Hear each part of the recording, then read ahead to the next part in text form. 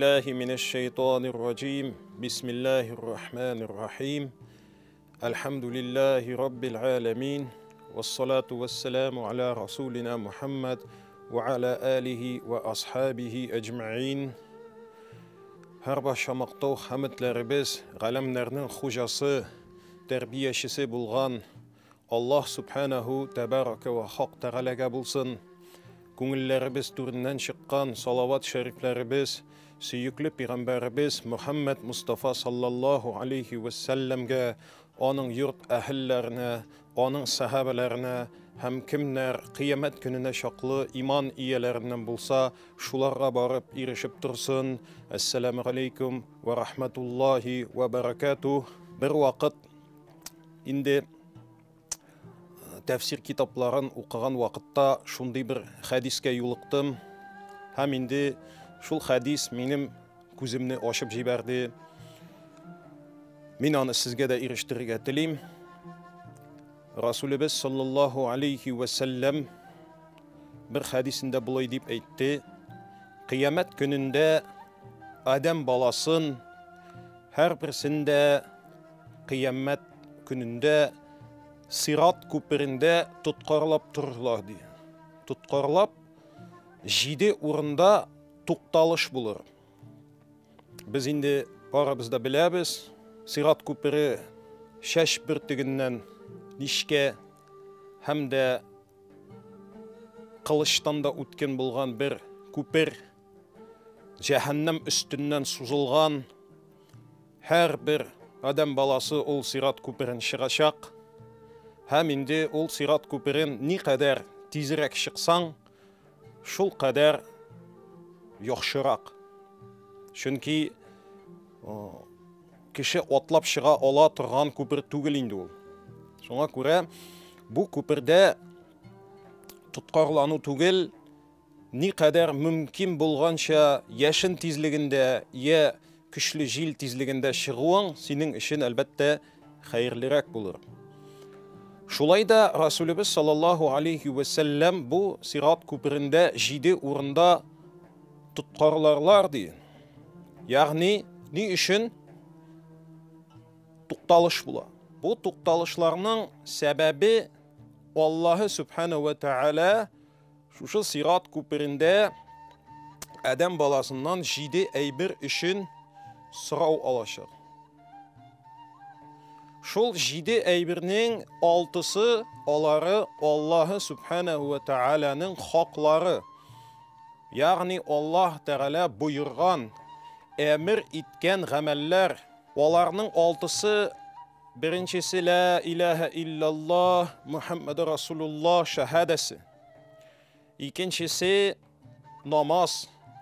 Üçüncüsü zekat.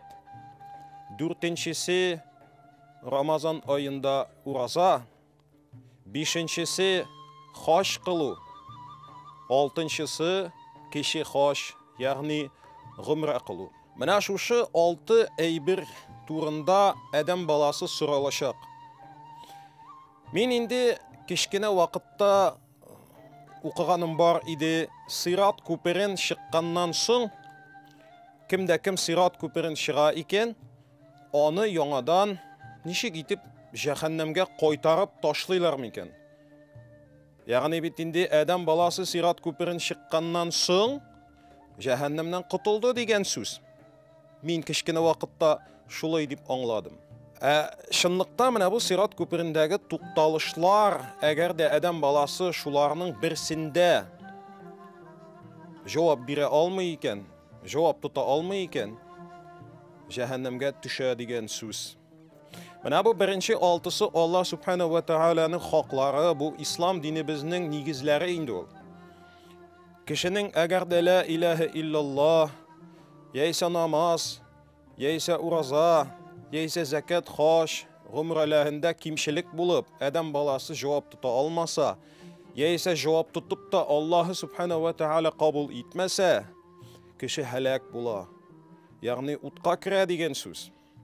Шушы 6-сында тукталып тормыйбыз. Чөнки инде моның һәр берсенә дә шушы тапшыру Kısalarında her birisine de anlatma biri mümkün bulmaz. Her birisini ayırım beyne söylerge to'g'ri kelir. Amana 7-si. 7-si tutqarlov o'rni ol muhtaram jamoat ol muomalat. Ya'ni mahluqlarning bir-birisi bilan bo'lgan muomalati.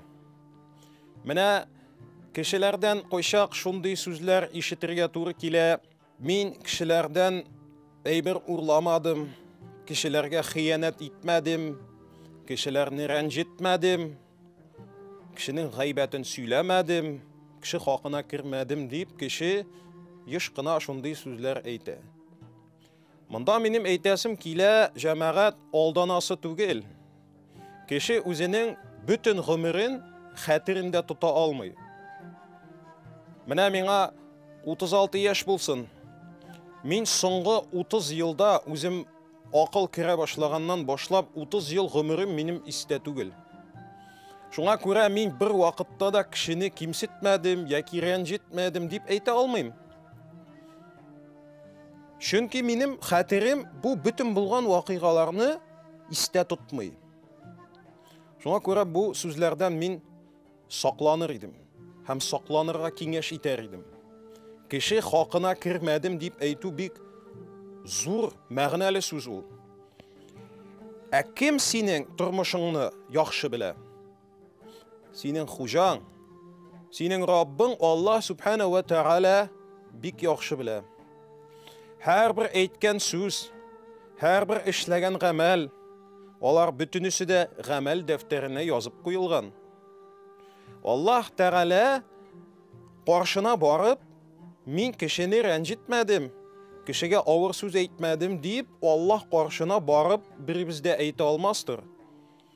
Chunki agarda shinliqda yolg'ishgan bo'lsang, yolg'ishu ehtimoli bek zo'r, ol chog'inda Alloh subhanahu va taala senga narsa deb aytir.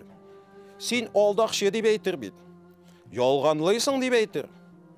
Mana munda sen kishi haqına kirding, mana munda sen va'dangda turmading, mana munda xiyonat etding, mana munda og'ir so'z aytding deb Alloh taala senga javob qaytarırga mumkin. Şuna ko'ra mana bu muomalat masalasida har barchamizga da bek saq bo'lirga kerak. Chunki g'olimlar nishik aytadi? Alloh taolaning haqin buzib, men Alloh qarshina qo'ytuim xayrliroq deb aytadi g'olimlar.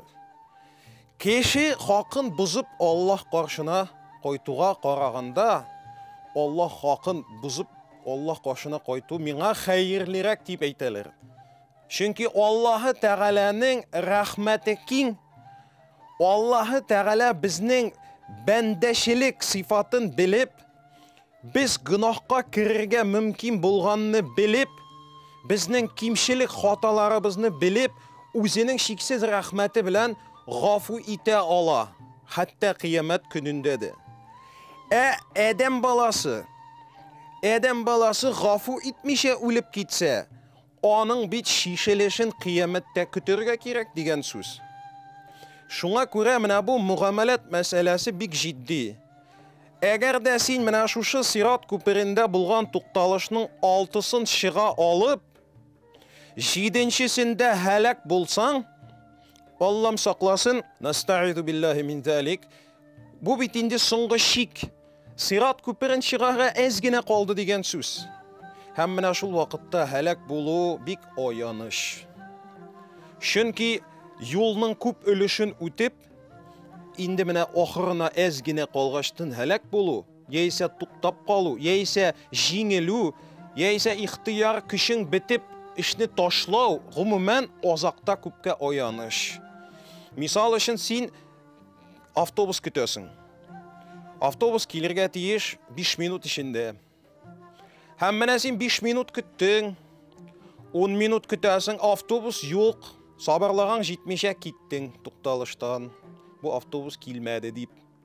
Hemen sen ketgeçtin, 1 minuttan, 2 minuttan avtobus kelgeç, sen nişliysin, ezgine qolgan eken bit kütörge deysin. Mana şunun sımaq sirat köpirin shiqqashda, indi so'nggi to'xtalishda halak bulu, ko'pga oyanish. Әгәр дә кеше һәлак була икән беренче нуктада, беренче тукталышта, аның башкаларын сорап та торасы юк. Әгәр дә ул ла илаһа иллаллаһ белән дә ул хисап тота алмый икән, аның башкаларын сорап та тормаска мөмкин. Ә менә син бөтенесен Аллаһ хакын чыкканнан соң, син мәхлук хакында һәлак булсаң, бу бик аяныш, бик үкенечле хәл, җәмәгать. Минем үземнең тормышымда булган вакыйга, бер 10-15 елмы инде, 10 ел элек булган вакыйга, бер апа, минем туган апа миңа белдергәне бар. Әйтте, менә Рамазан инем, бер вакыт син миңа бик ямсыз итеп, шундый бер SMS хат язып җибәргән идең ди. Әлбәттә, ул вакыйга минем хәтердә түгел. Әлбәттә, мин аны оныттым. Һәм Аллаһның рәхмәте, шушы минем туган апа миңа моны искә төшерде.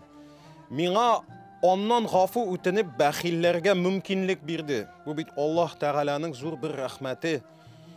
Шушында инде мин инде ихластан гафу үтенеп, апа җаным, шушы хәлне мин хәтерләмим дә, нәрсә уйлап язганмындыр дип гафу үтендем. Инде безнең арала яхшырды, арала төзәлде, әлхәмдүлилләh.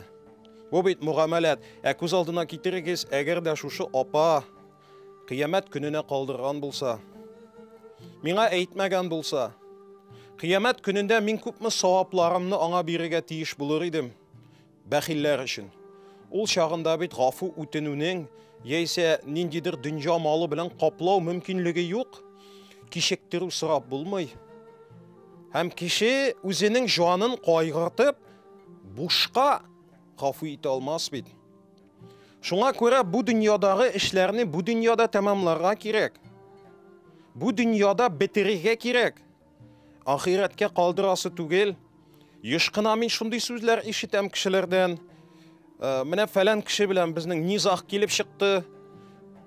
Мин аны кыямәт көненә калдырдым дип әйтә кеше. Ә син Аллаһ Субханаһу ва Тааладан курыкмыйсыңмы? Үзең. Мин ул кешенең бөтен савабын алачакмын дип әйтә торган кешеләр бар. Ә Аллаһ каршында син үзең кем буласың ул көнне? Кыямәт көнендә синең үзеңнең хәлең нинди була? Син шуны уйладыңмы соң? Менә кешеләр, бу кеше миңа фәлән сум акча бирергә тиеш, ярай, мин аны кыямәткә калдырам, мин аны кыямәттә савап итеп алырмын дип өметләнгән кешеләр бар. Тиененә хәтле мин аның савапларын җыеп алачакмын дип кеше менә шушы рәнҗешен белдерә.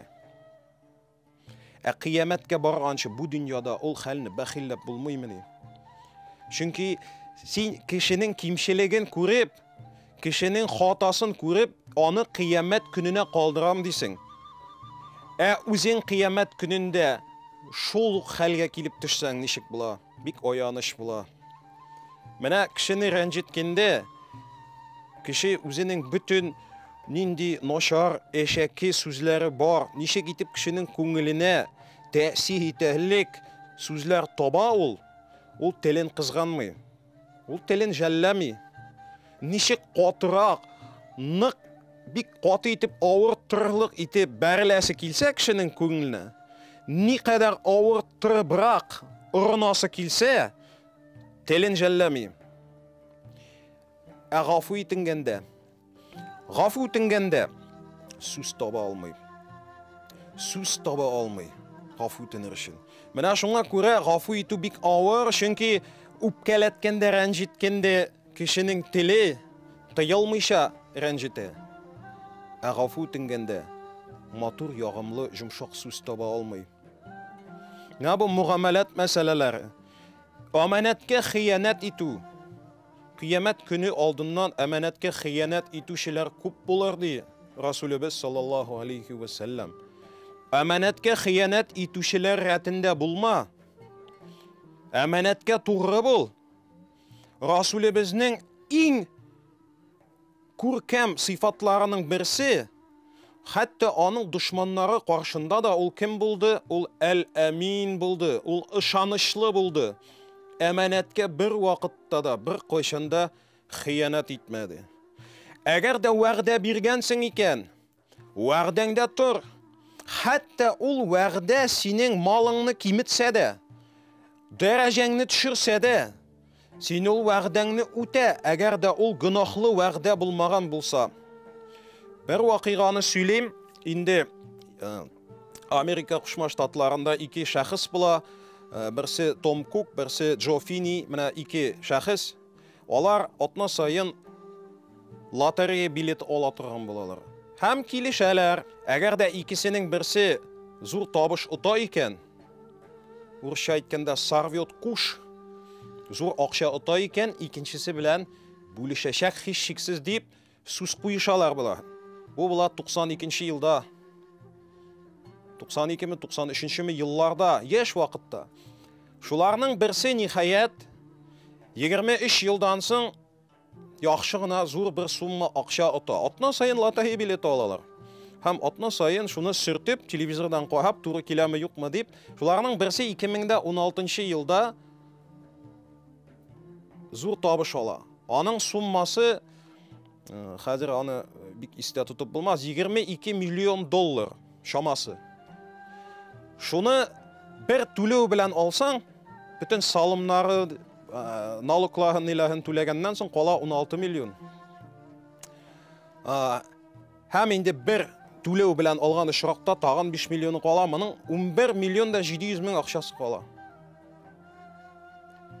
12 миллион доллар акча. Ул аны яртысын ничек килешенгән булса, 23 ел элек шул сумманы үзенең дустына бирә. Моны журналистлар моның белән бик кызыксына инде, ничек шулай, кем менә сиңа тәктән генә 5 миллион, 6 миллион доллар акча чыгарып бирсен инде. Шул кешегә барып интервью алалар. Ничек син шундый зур сумманы бирәлдегез дип. Ул нәрсә дип әйтә? Килешү ди. Без килештек шулай ди. Вәгъдәләштек шулай ди. Менә шушы жахил кеше дип әйтегеме? Шушы жахил кеше дә вәгъдәсендә торгач, без мөселманнар вәгъдәдә ничек торырга тиеш? Мин сиңа бирәм дип әйткәч, бирергә кирәк. Мин сине барып алам дигәч, барып алырга кирәк. Фәлән сәгатьтә киләм дигәч, фәлән сәгатьтә килергә кирәк. Хәтта безнең балаларыбыз да безгә карап шушы үрнәкне ала бит, җәмәгать. Менә бу мөгамәләт мәсьәләләрендә бик җитди булырга кирәк. Кыямәт көнендә үзебезгә аяныш хәлдә калмас өчен. Менә шушы мөгамәләт мәсьәләләрендә бер вакытта да мин кеше хакына кермәдем дип әйтергә ярамый. Кермәскә тырышырга кирәк. Кеше хакы зур хак ул. Кеше рәнҗисә, ул кишерә алмаска мөмкин. Үзенең күңелендә кишерү өчен көч таба алмаска мөмкин. Кыямәт көнендә аның менә бу бүтән рәнҗүе чыгачак. Һәм менә шул вакытта ул килеп бугазыңа ябышырга да мөмкин. Менә хәтерлисеңме, син мине бик каты рәнҗеткән идең. Хәзер инде менә мин синнән алам дисә, субханалла, кайсыбыз менә үзенең саваплы изгилек эшләрен кешегә өләшү өчен җыя. Күрсәтегез миңа шундый бер кешене, кайсысы Аллаһ кашында, шаһид бул, Аллаһ Тәгалә шаһид булсын, кайсыгыз әйтә ала, мин савап җыям кемгәдер кыямәт көнендә бирер өчен дип. Бире бездә савапларын кыямәттә өләшер өчен җыймый. Бире бездә кемнеңдер гөнаһын үз өстенә аласы килмәс. Шуның өчен мөгамәләт мәсьәләләрендә җәмәгать бик җитди булыйк, бик сак булыйк. Чөнки бу безнең мөселман сифатларыннан, чөнки бу мөселманның үлгесе, Аллаһ хаклары белән бергә Аллаһның мәхлукларының да хакларын саклап тоту.